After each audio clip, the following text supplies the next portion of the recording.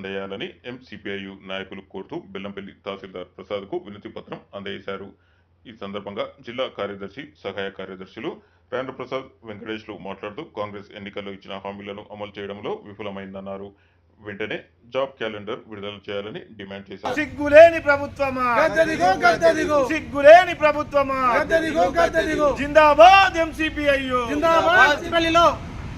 మరి పోయిన 10 సంవత్సరాలు బీఆర్ఎస్ ప్రభుత్వం ఇంద్రమ్మ ఇల్లు ఇస్తాము, డబుల్ బెడ్రూమ్ ఇస్తామని చెప్పేసి కల్లిబల్లి మాటలు చెప్పి ప్రజల్ని మభ్యపెట్టింది.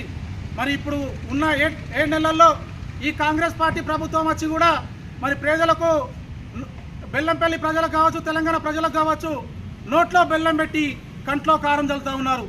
ఈ యొక్క తెలంగాణలో కాంగ్రెస్ పార్టీ ప్రభుత్వం వెంటనే నిరుపేదలకు ఇల్లు ఇవ్వాలని చెప్పేసి ఎంసీపీఐ పార్టీ డిమాండ్ చేస్తూ ఉంది.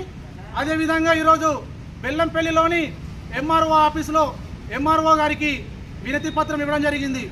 ఒకవేళ ఈ కాంగ్రెస్ పార్టీ ప్రభుత్వం పేదలకు కనుక ఇల్లు కనుక ఇవ్వకుంటే ఎంసీపీఐ పార్టీ ఆధ్వర్యంలో ఆందోళన కార్యక్రమాలు చేస్తామని చెప్పేసి